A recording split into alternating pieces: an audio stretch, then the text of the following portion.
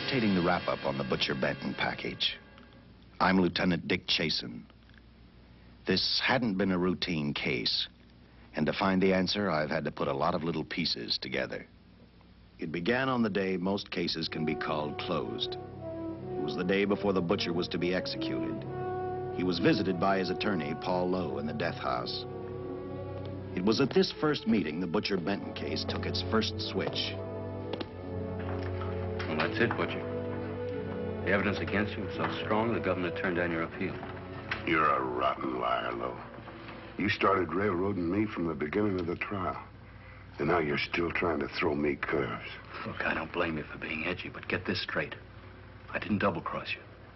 I never worked harder for a client. You mean you never worked harder for a client to get him sentenced?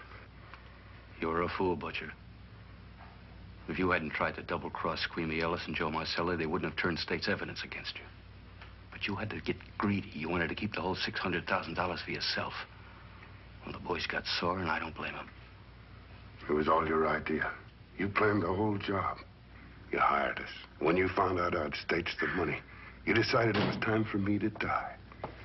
You got those two crumbs to turn state's evidence on me. You stinking rotten mouthpiece. We both know that isn't true, Butcher. Now, look, what's the sense in not giving me the money? It's not going to do you any good.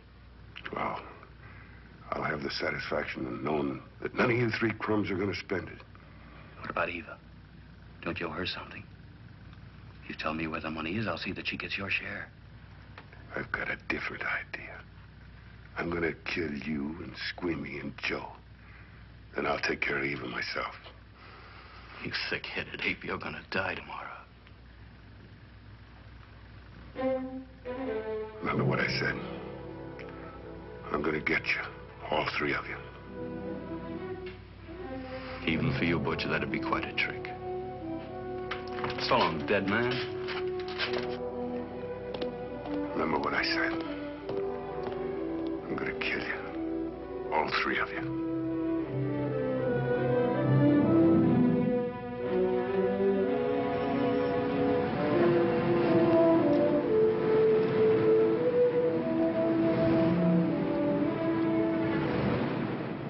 Back in Los Angeles, two men sat in a barroom listening to a newscaster tell his headline story. He played up big the butcher's threat to kill Paul Lowe, Squeamy Ellis, and Joe Marcelli for their having turned state's evidence against him. Squeamy Ellis didn't seem happy over the butcher's threat. Neither did Joe Marcelli. But they had figured, once a dead man, always a dead man. But this was one time everyone was in for a surprise, including the entire police department.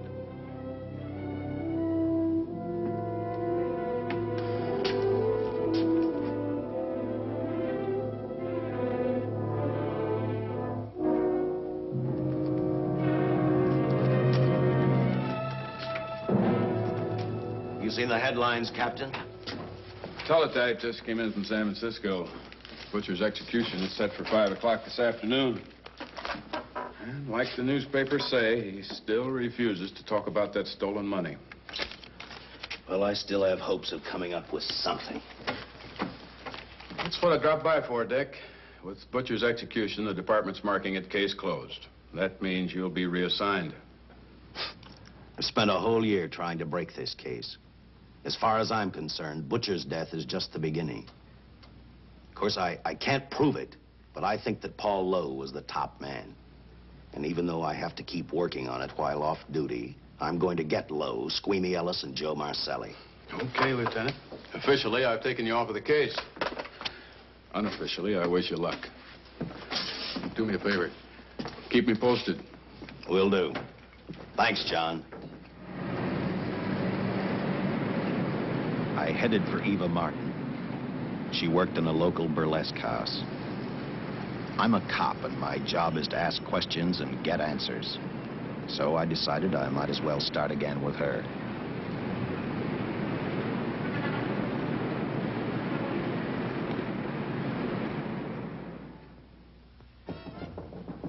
Come in. Oh. What do you want? I'd like to talk to you. Talk? You're a cop, aren't you? That's a good question. I can't even find a 3-ton armored car, let alone the $600,000, and I've been on the case a year. I've told you, and I've told you, and I've told you. I don't know anything about the money. I never did. Benton's gonna be dead in a little while. I thought it might make a difference. I never knew anything about the money. Call me dumb. I didn't even know Charles was in the rackets until the trial. Now, take it easy, kid. You're on, Eva.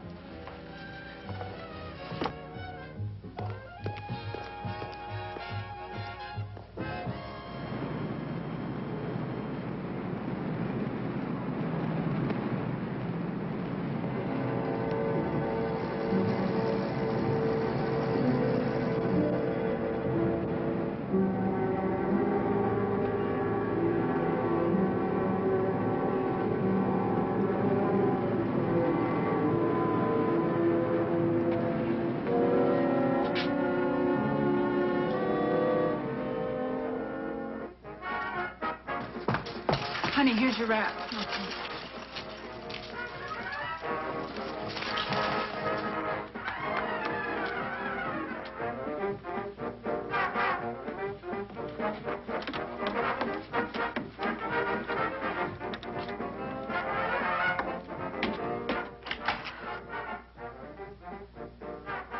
A few moments ago, Butcher Benton, without revealing the whereabouts of the $600,000 stolen in the armored car holdup, paid for his crimes against society in the gas chamber at San Quentin. Now for a look at the international scene. Today... Come on, baby. Don't waste tears on Benton. I feel so badly about Charles. If I'd known, maybe I could have done something. How about a drink? We could both use one. An artist can't drink while she's working, Paul. Boy, see.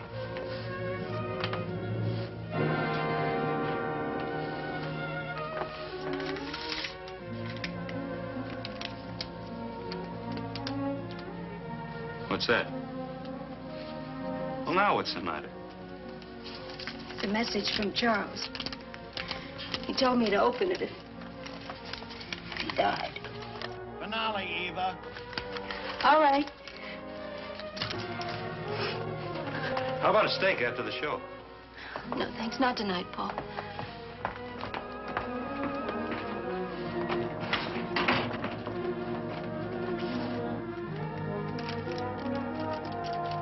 I didn't find out until much later, but Paul Lowe, in opening the letter the butcher had given Eva, found a map outlining a section of the city sewer system. And clearly identified was the spot where the butcher had hidden the stolen payroll. He replaced it with a $50 bill. I guess he figured $50 to gain $600,000 was not a bad day's work.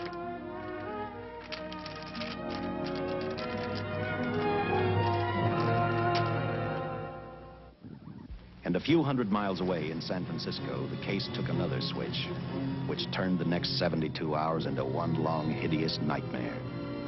Dr. Bradshaw, a distinguished biochemist, was making preparations for a final experiment which he hoped would lead the way to a cure for cancer. He'd been successful with laboratory animals. The last step called for a human body. And Dr. Bradshaw's assistant quickly made a deal with a local mortuary and returned to the laboratory with the dead body of Butcher Benton.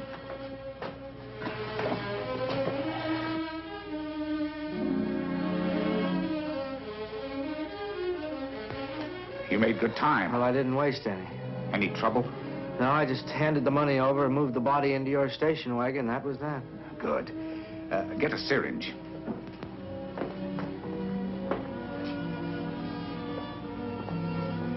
He's in good shape. Well, I hope so. We'll get other blood samples later. We'll run this one through fast. Right. Now wheel him into the machine and then raise him. Right.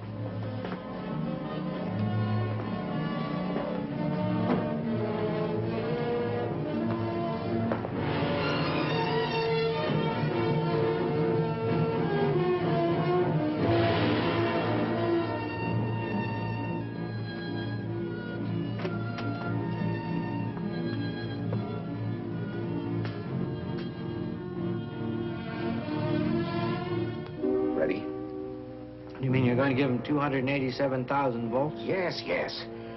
I'll get the fluoroscope set. We'll check with that before we start dissecting. Turn off the lights.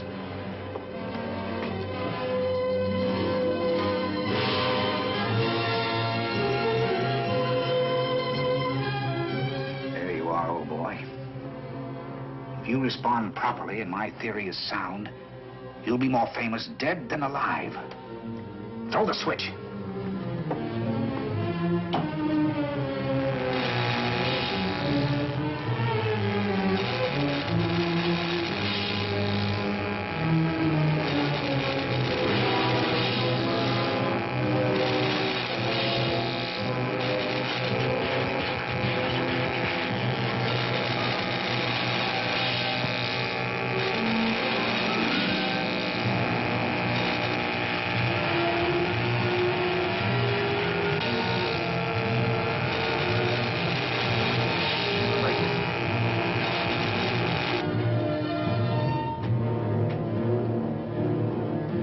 I thought I saw a pulsation of the heart. You're right. Dr. Bradshaw is beginning to breathe. You've brought this man back to life. No. The heart muscle has simply responded to a terrific electrical shock, that's all. Yes, but it does prove that the cells still function. Dr. Bradshaw, he is alive. A shock reaction, it can't last. His cells are multiplying now, if your theory is right. We could keep that reaction going longer. But it's worth a try. Get the body out.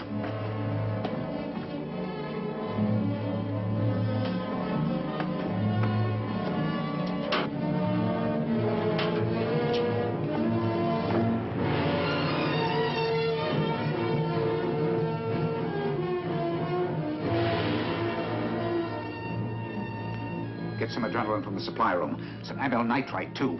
Hurry, hurry.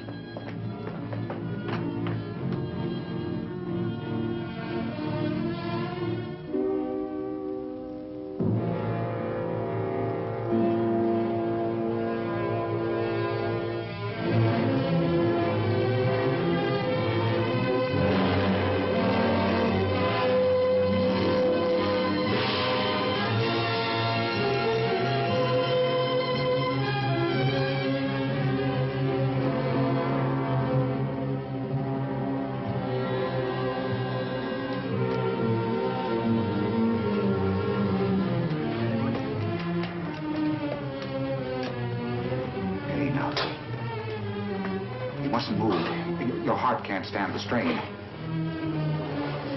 Now you must lie still. Please, please. Easy now. Easy. Easy. You must lie easy, please. Oh!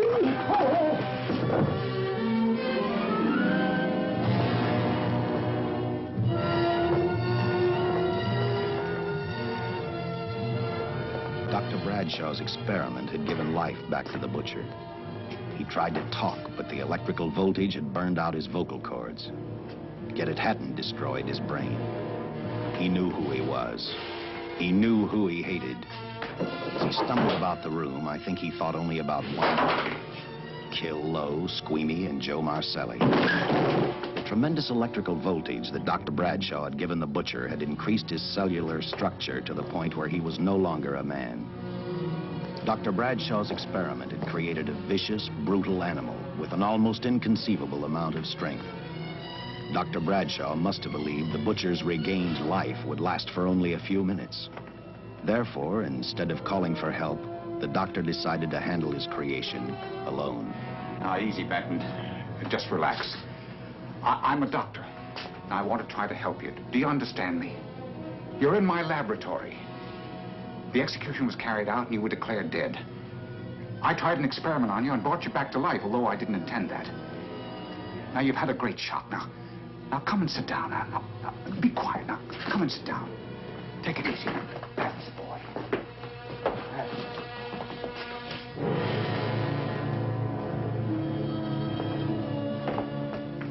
Careful. His reactions are violent. How do you explain this? Each cell must have multiplied 100 times. perhaps thousands. His strength is unbelievable. No, it's too late for the amyl nitrite. I want to get some blood samples, make some tests on him, find out what's happened. Get me a syringe.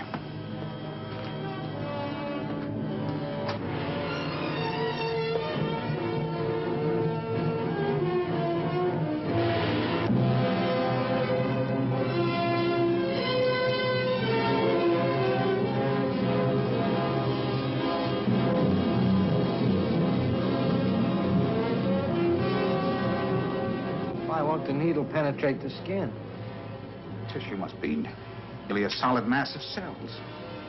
How are we going to get the blood sample? Surgically, perhaps.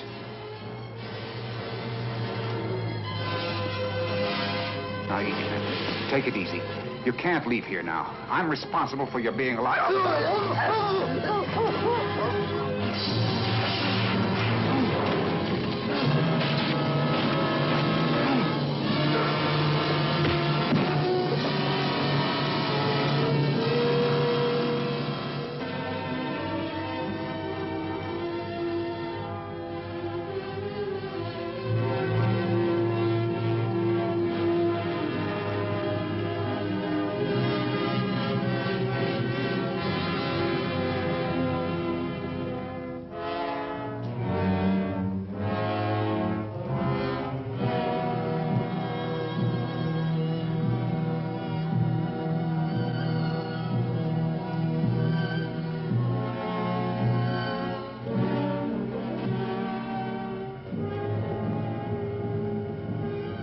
Towards the end of this case, Captain Lauder and I found out the doctor and his assistant had been murdered. But I'm getting ahead of my story. The butcher didn't know how he had been brought back from the dead, and he didn't care. All he knew, he was alive. Then this monster-made man started thinking about Los Angeles.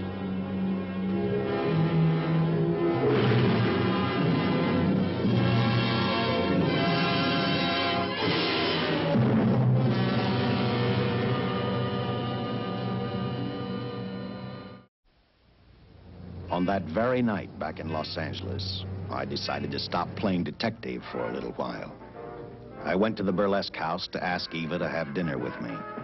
After all, the butcher was dead, and if I got lucky, sooner or later, I figured Paul Lowe would lead me to the stolen payroll. In a way, that possibility made me even feel better. It's not fair to watch the show from backstage. Next time, I'll pay admission. I take it by that remark you like my routine. Yeah, you're pretty good. What I can't figure out, though, is why you stay in a place like this. It shouldn't be hard for someone like you to get a job in a class spot. If you weren't a detective, I'd be willing to bet with a line like that your next remark would be, how about dinner? Well, not exactly dinner, but a hamburger might be a good idea. If you're asking in an official capacity, I can't say no. I'm off duty. For the past 6 months, all I've ever called you is Lieutenant Chasen. Do you have a first name? Dick. Give me 10 minutes for a quick change, because you just made yourself a date, Lieutenant. I mean, Dick.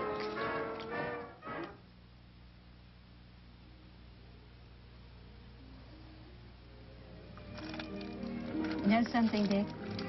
I haven't had hamburger in the front seat of an automobile with a guy in a lot of years. Well, from now on, we'll do it more often. That's funny. I always figured a policeman wasn't really a human being. I mean, unless he was arresting someone or trying to solve a case, he was unhappy. Shows you how wrong you are. In fact, everyone on the force gets fed up occasionally with the job they do. Maybe we're more human than anyone else. We see so much trouble, we get to hate the word. But as long as the world's filled with people, there'll have to be men who enforce the laws. What made you join the department? Now who's making with the questions? No, honest, I'd like to know. Well, it's really a very short story. When I got out of the Air Corps, I knocked around for a while. Well, I went to work for an oil company. One day, I went back to college on the GI Bill. Just before graduation, I noticed all about the police department exams.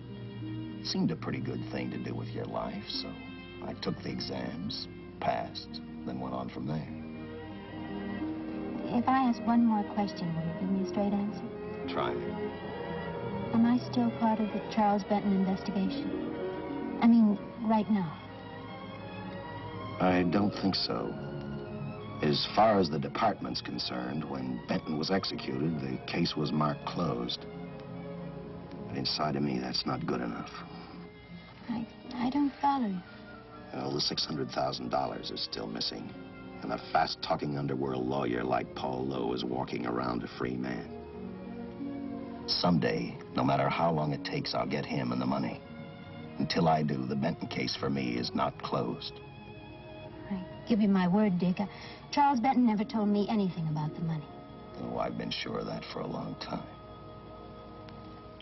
But how did you ever get mixed up with anyone like the butcher?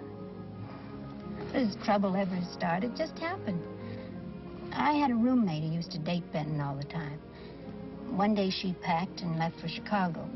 Benton carried a torch for her, and he used my shoulder to cry on. First thing I knew, we were having dinner together, and a few weeks later, I was labeled by the police as this #1 suspect and Benton's girl. But it was never like that. I made only one mistake. I felt sorry for him. You mean, until he was arrested for the robbery and the killing, you had no idea how he earned a living? I know this is going to sound crazy, but I only went out with Benton a couple of times. And all we ever talked about was Madge, my old roommate. And the last time I saw him, he tried to get too friendly, and that's when I told him he had the wrong girl. But like I said, I'd already made my mistake. What about the burlesque house?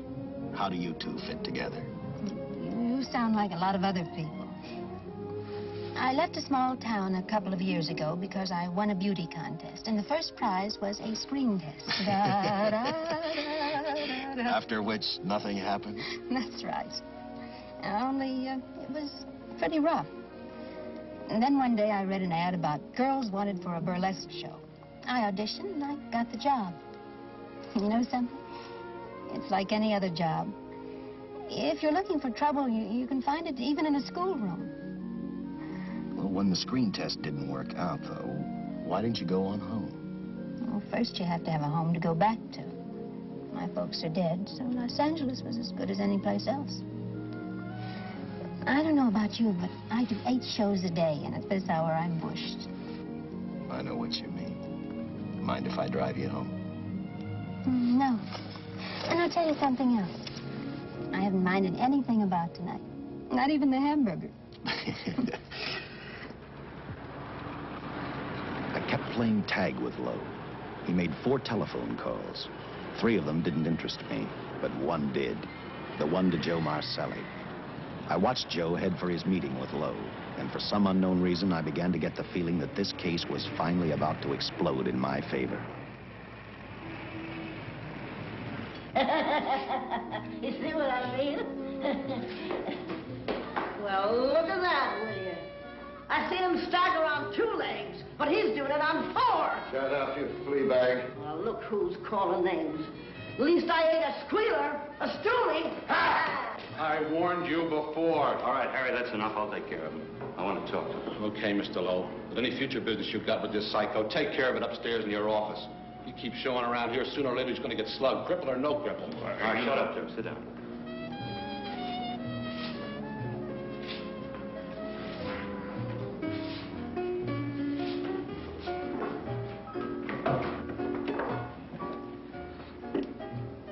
I need a shot. Bad. You'll get one after I talk to you. You sober enough to understand? Yeah, I run out of dough. No wonder. Look at you. You used to be the best torch man in town. Now I don't think you could crack a safe if you knew the combination. No jobs. Nobody wants me since I turned stakes on Benton. That's your doing. You talked me into it. All right, quit crying. I got a job for you. If you can stay off that stuff long enough. You know I can if I've got a job. How much? What is it? There's $2 grand in it for you. Where? Right near where he pulled the job. Interested? $2 grand ain't much out of 600,000. There'll be other expenses. Besides, that money's plenty of it. Now, you want it, or do I get another boy? I'll do it. How soon do you want me to go to work? Set it up for tomorrow night. Call me before noon. I'm going to the races. 1. And that's all. The job's over.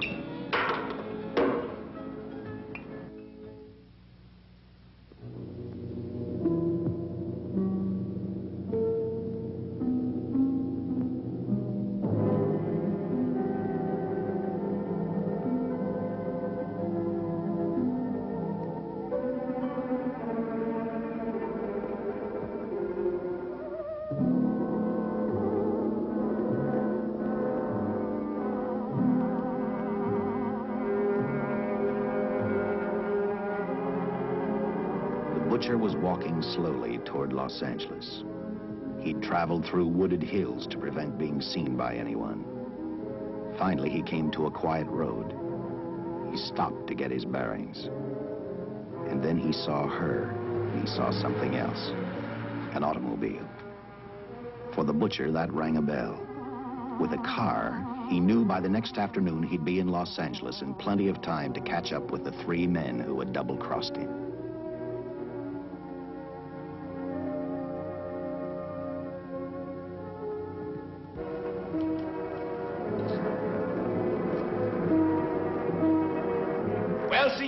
Gentleman to be helping strangers in distress. I hope you don't mind me using the babe here as bait. Quite a dish, isn't she? But that's what she gets paid for. Bait, that is. Yes, sir. She's a real shaker artist of my outfit. Carnival man myself. Just call me Connie. Yeah. Well, friend, we're in a little bit of difficulty here. Got a flat tire, brand new car, no tools in the back. Why, some of these dealers make my carnival grifters look like babes in the woods.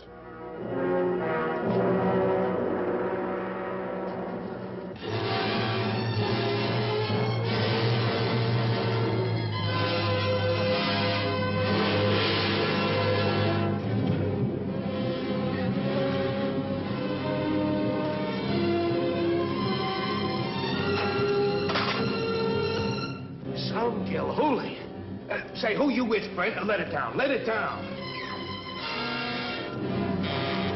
No matter who you with, friend, believe me, I can do better for both of us. I'll make a fortune for the both of us. Oh.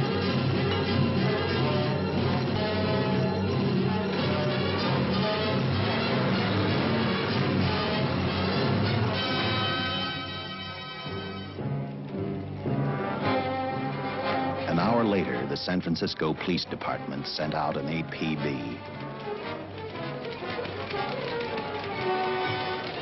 Squads were sent to various parts of the countryside.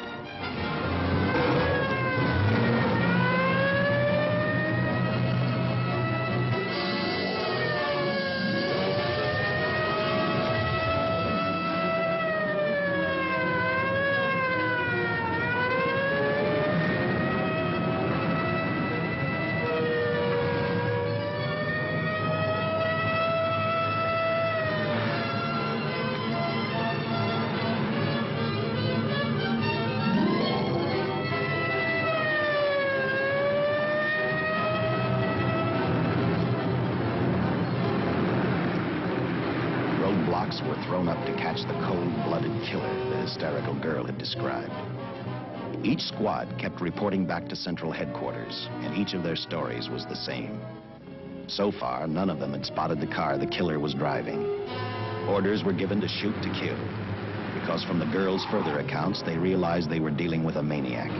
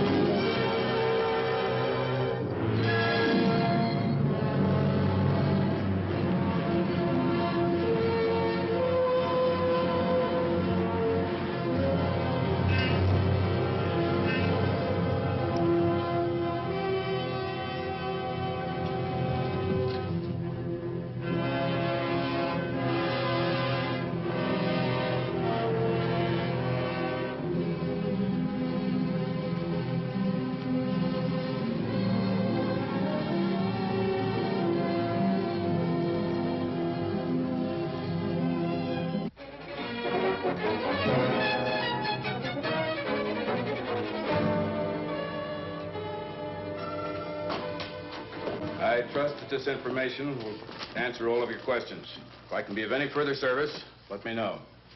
Sincerely, J.I. Louder, Captain Police, L.A. Here's another all points from CHP, Captain.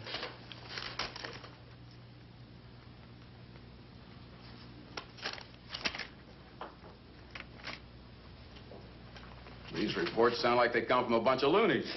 You sure do. There it is. Sergeant. Yeah.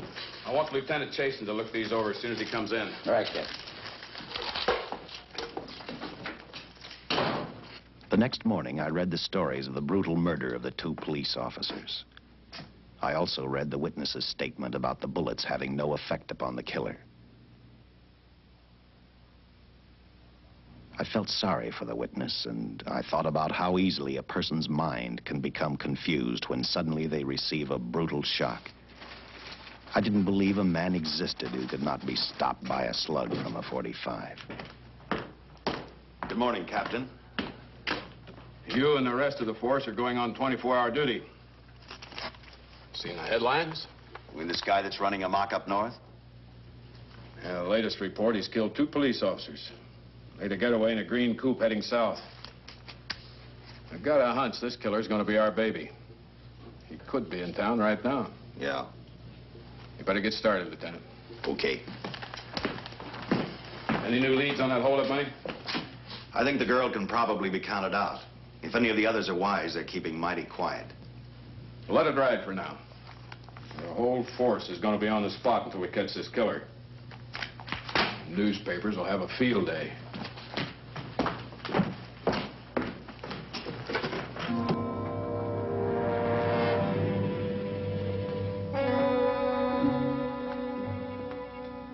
We were wrong about 2 things. The killer was already in our city, and we didn't know he was Butcher Benton. He headed straight for Eva Martin. He went to her dressing room to get back the map he had left in the envelope with her. He wanted first to check his money, then catch up with Lowe and the others.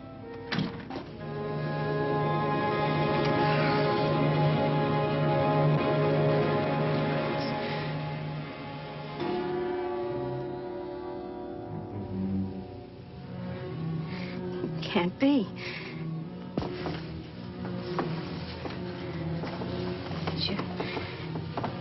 You do look like him. Only different somehow.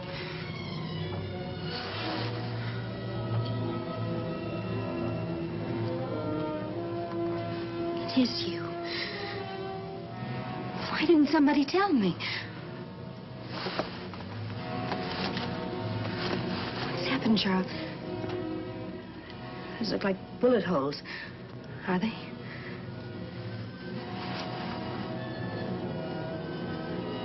There isn't even a mark.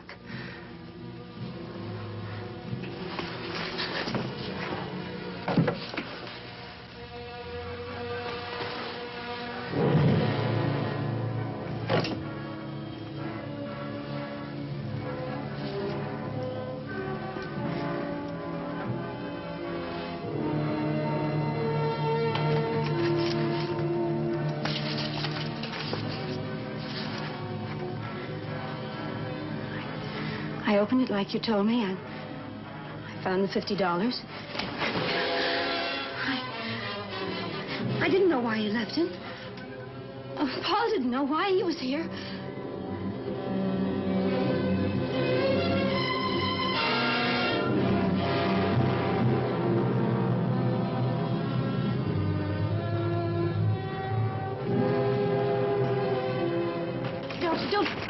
Don't play crazy. The name of Paul triggered his hate. He left her dressing room and started for Squeamy Ellis and Joe Marcelli's place. Because he knew, with them out of the way, Paul Lowe couldn't open the strong box where the money was hidden. He thought of Squeamy and Joe first. He was saving Paul Lowe for last.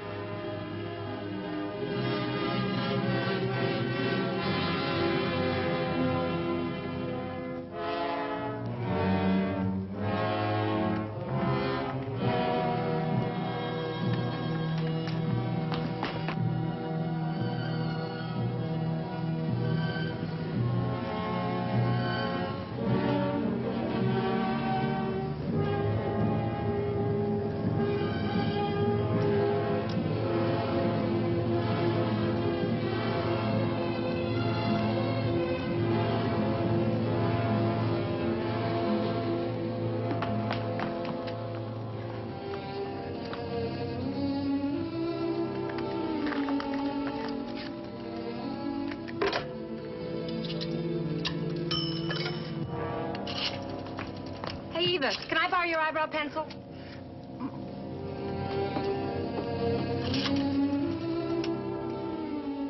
Operator, get me police headquarters.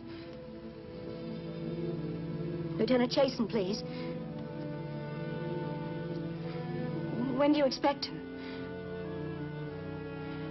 Well, tell him Charles Benton is alive, and even bullets can't stop him. I'm not crazy.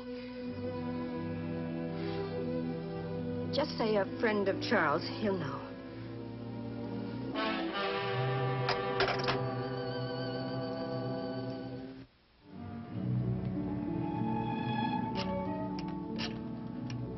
After leaving a message for me, Eva telephoned Squeamy Ellis. She tried to tell him the butcher was alive and on his way over to kill him. Squeamy didn't believe her, and in a way you couldn't blame him. Who in their right mind would believe a man had returned from the dead? What Squeamy actually believed was that the butcher, before his execution, had hired a killer to carry out his threat.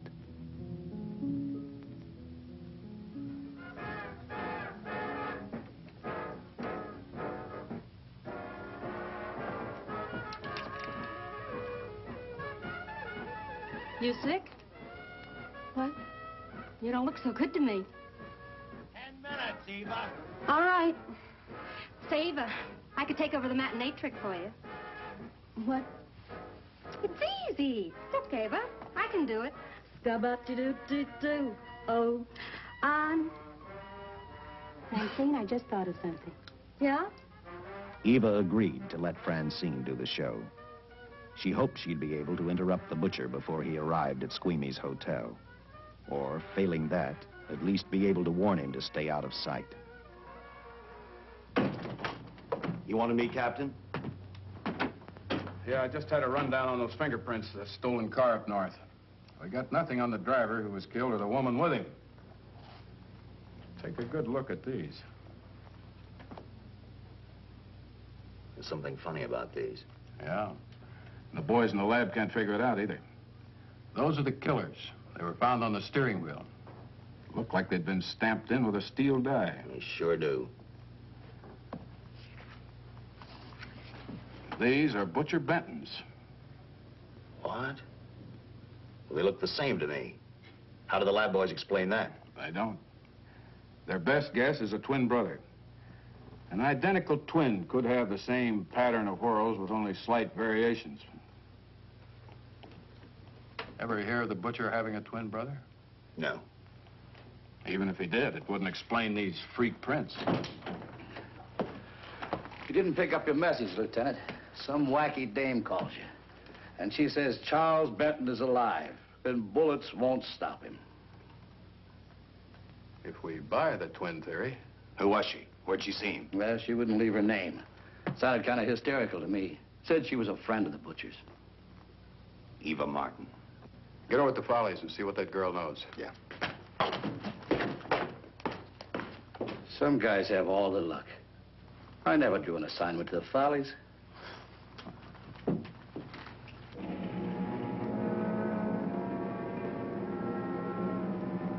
Meanwhile, the butcher headed for Squeamy's hotel.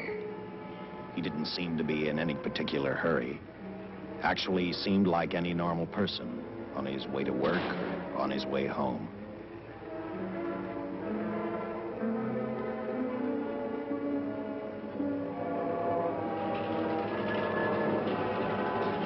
He rode up Angel's Flight, arrived at the top, scanned the hotel building, and then noticed the only exit from Squeamy's apartment, a fire escape.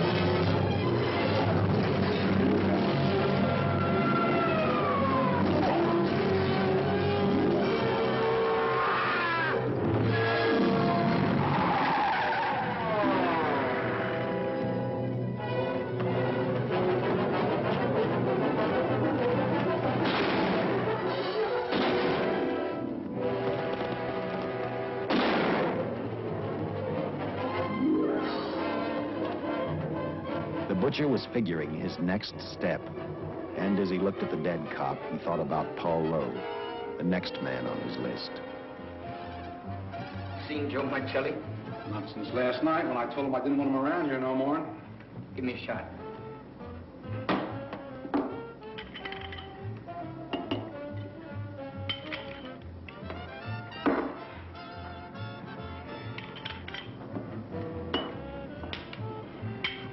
Look, I need help. Just found out that Benton's hired a killer to get me. He's after Joe, too. Well, then drink up and get out. I don't want no trouble around my place. You're a real pal. Drink up and get out, I said.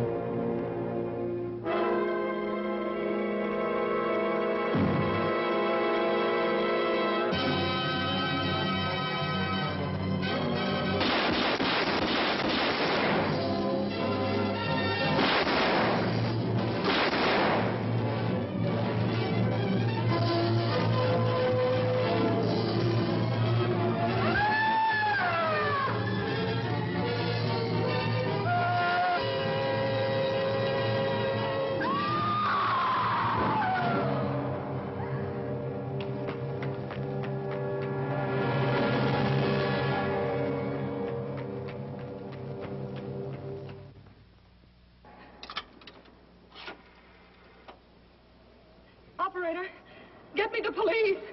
Police! Yes!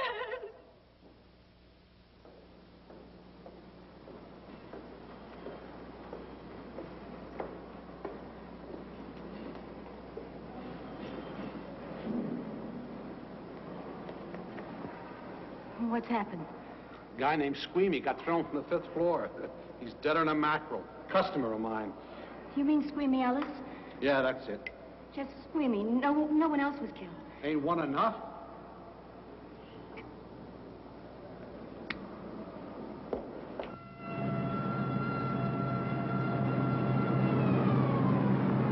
I tell you, the bullets never even phased him. He must have been wearing a bulletproof vest. God help us if the papers get a hold of this. Keep an officer on duty here till you hear from me. We'll get a stakeout on Joe Marcelli. I'd like to talk to Joe. Lauder, I'm going to call San Quentin. Suppose Benton is alive. Every available man's been put on the case now. Yes, sir. All right. All right. Anything new? Report on Dr. Bradshaw, owner of the station wagon. The San Francisco police located his laboratory in the basement of an electrical power receiving station. Bradshaw, what's he know? He's dead.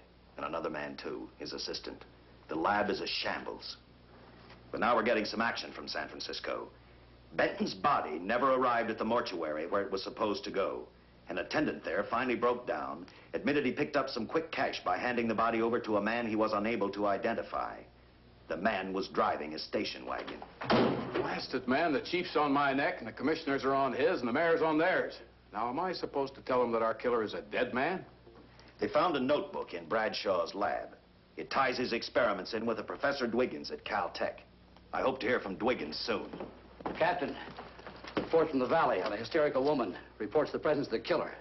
There's the location. Let's go.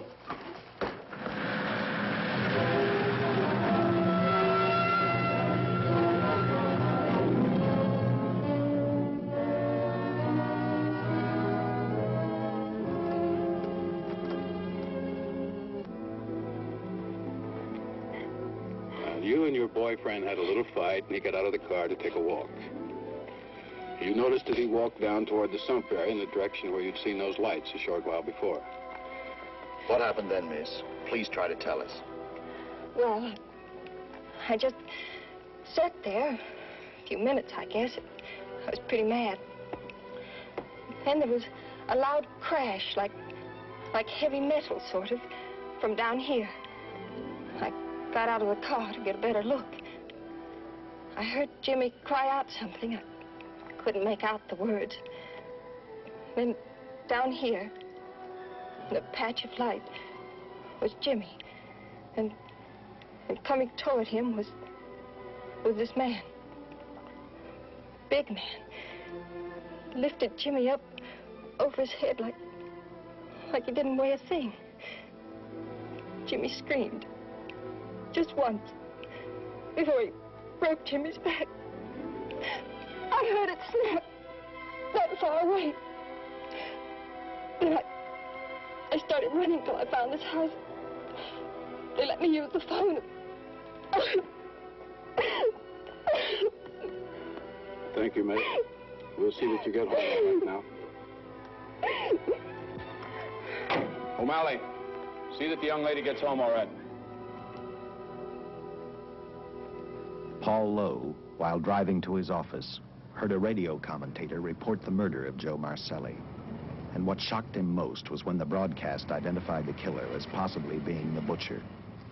Lowe headed straight for Eva Martin at the Burlesque Theater. Oh, you gave me a start, Mr. Lowe. What are you doing here? Where's Eva? Oh, I'm taking her place. I'm going to wear her costumes. What's it to you? I asked you, where's Eva? Hey, don't get physical.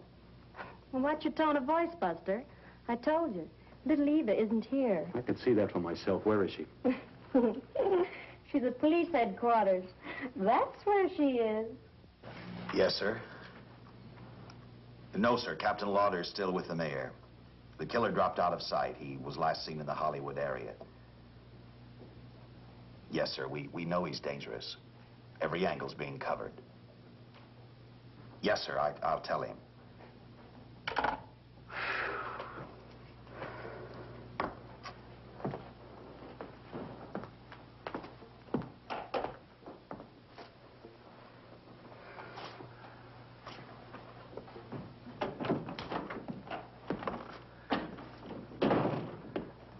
Here, see how these fit. Low heels. I'm sorry. It's the best our wardrobe department can afford. Any idea how soon the captain will be back? Now, look, I'm going to see the captain if I have to wait here all night. Paul. Paul, Charles killed Squeamy and Joe. Joe, too? Benton? He's alive. I saw him, but nobody will believe me. I'm checking it. My guess is whoever killed them is on the trail of the money, Lowe. Now, maybe you better start talking if you know anything about it. I don't know anything. Did the butcher have a brother? No brother. It was Charles. I saw the tattoo on his arm. Look, I demand police protection. Where's the money, Lowe? You heard me. I demand protection. I know my rights. We put stakeouts on your office and home. Well, that's not enough. It's enough as far as we're concerned.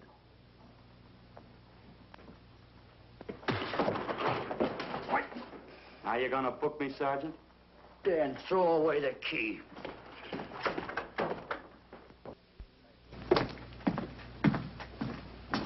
Thank you. Come up with anything yet, Dick? Oh, we've checked every hotel, motel, and rooming house in town. We've run a cross-check on every hangout Butcher ever used. Net results, blank. This is incredible. We not only discover a dead man turned killer, but it's beginning to look like he plays ghost, too. He's somewhere in this city, and if we have to take it apart brick by brick, we've got to get him. I may be way off, but I think Paul Lowe could tell us a lot. Maybe, but it's a cinch he's not going to. Well, suppose he had no alternative. You better grab some coffee. Your mind's beginning to play tricks on you. No, now, wait a minute. When Lowe came to us for police protection, it was because he was scared stiff the Butcher would add him to the list of Squeamy Ellis and Joe Marcelli. Go on. It figures, too. When he slugged the sergeant, he knew we'd book him right away. Oh, this Lowe's a pretty cute character. But we can play the same game. You mean we'll threaten to release him? Well, not exactly. You tell him you realize that he was excited, that throwing the punch was accidental. Tell him we're not going to make a charge, that he's completely released. Lieutenant, you know we can't do that. Lowell made his first mistake when he hit the sergeant, and that'll get him a year. As far as the department's concerned, at least it's a small victory. If my hunch is right, Lowe won't want to be on the streets with the Butcher looking for him. And he may talk, and talk a lot. Enough maybe for us to get rid of him permanently. Even lead us to the Butcher. If he's frightened enough, that might work. But if it doesn't... No, Dick, I'm not going to release him. I want him out of my way so bad I can taste it, but not bad enough to be responsible for getting him killed. The good thing about that, Captain, is the fact we know it, but Lowe doesn't. Let's give it a try. All right, Lowe. Come on out. I think you'll find everything in there. You're free to go, Mr. Lowe. Wait a minute. Who do you think you're kidding? You arrested me for assaulting an officer. Court, I'll plead guilty. With luck, I might get off with 6 months. For a lawyer, you're forgetting a very important point. If no charge is made, there's no trial. It was a tough day for everyone. We figured your nerves were on edge, and when you threw the punch, you didn't know what you were doing. I've squared everything with the sergeant. It's all over, all forgotten. Yeah? Why'd you bring a stenographer? Simply because I wanted a record of our conversation at the time of your release. Okay, Lowe, let's go. Oh, wait a minute. Once out on those streets and I'm a dead man. You let me go, you'll be responsible for murder. Oh, come off it, Lowe. You're imagining things. You know the Butcher threatened to kill me. You set me free, he'll do it. Well, that's just a risk we'll have to take. But the way I look at it, Mr. Lowe, you'll be okay. Look, Captain, I'll make a deal with you. You keep me here, and I'll tell you how to recover the money. Maybe even catch the Butcher. No deals, Lowell. You'd probably tell us anything just to stall for time. Come on, let's get out of here. Now, wait a minute. All right. I'll tell you the truth. Start taking this down. I, Paul Lowe, hired Butcher Benton, Squeamy Ellis, and Joe Marcelli to pull off the armored car holdup. And then Lowe continued with his confession. He told us about finding the map. He showed us the exact location of where the Butcher had hidden the stolen payroll. And he gave us a most important answer. The explanation as to how the Butcher was able to elude detection. His means of escape was the sewer system beneath our city.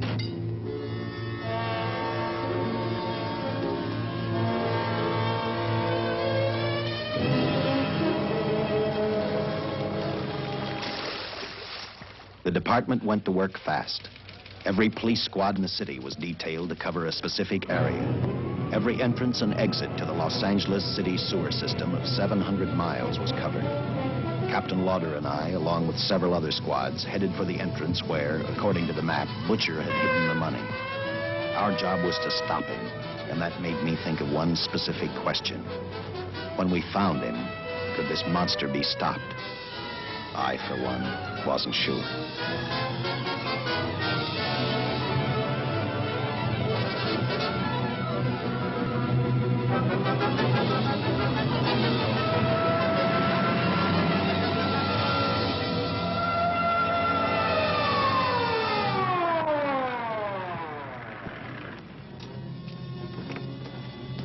Everything all set, Lieutenant? City engineers mapped out each possible exit. A squad of officers are spotted at every point. If the butcher can be caught, now's the time. Well, after I talked to Caltech, I called on the fire department for a little help. The professors thought a flamethrower might stop him. Flamethrower? I suppose their boys have had a chance to join our squads by now. See, we have one with us here. Have you thought about what'll happen if this doesn't work? No.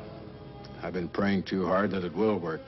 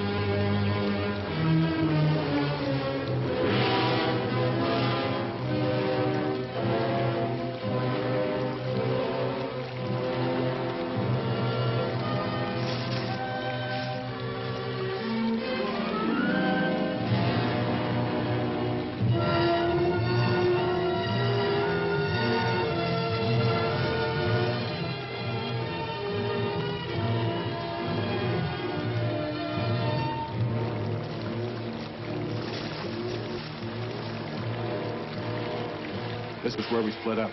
I'll go straight ahead.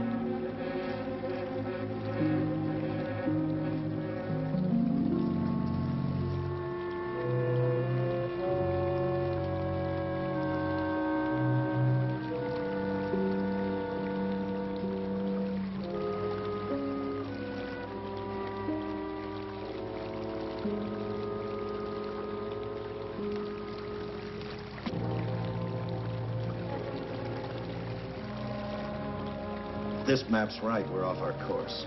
We'll have to backtrack.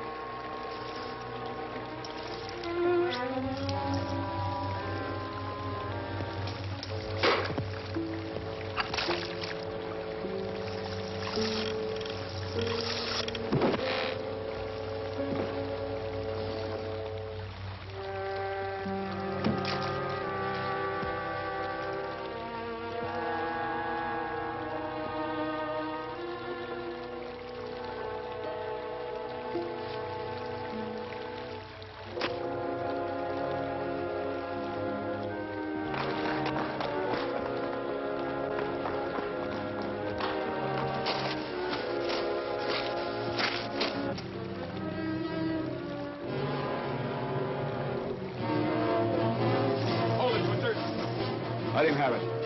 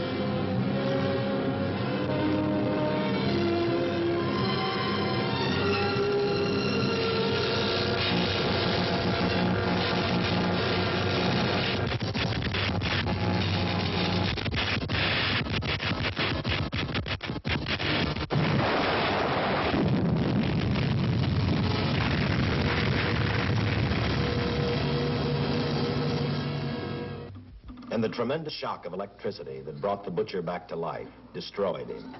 The $600,000 stolen in the armored truck robbery has been recovered. Case closed.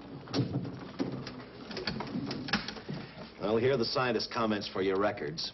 I had to fill in a few spots with my own guesses, but I guess that's about the size of it. Did you get any sleep? Oh, some. Not much. How's the girl today? Well, I called the hospital about an hour ago. She'd gone. Gone? Where? Well, she told them she was a working girl and that she'd been away from the job too long already. Quite a girl. Yeah. Say, how about that time off I've got coming? 48 hours, beginning right now. Get some rest, Dick.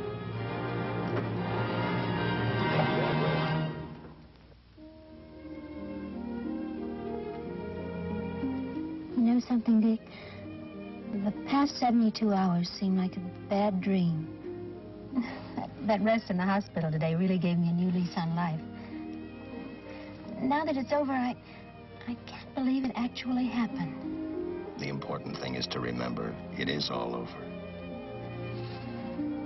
I suppose you'll be assigned to another case. I'll have to give up hamburgers in the front seat of the car for steaks in a restaurant. No. I've thought about that. In fact, I decided to do something about it. I started by talking the captain into a short holiday, and just about an hour ago, I got you fired. What? What did you do that for? I figured that being my wife would take up all of your time. Even if I wanted to say no, I couldn't. You're not supposed to say no to a detective. I figured that, too.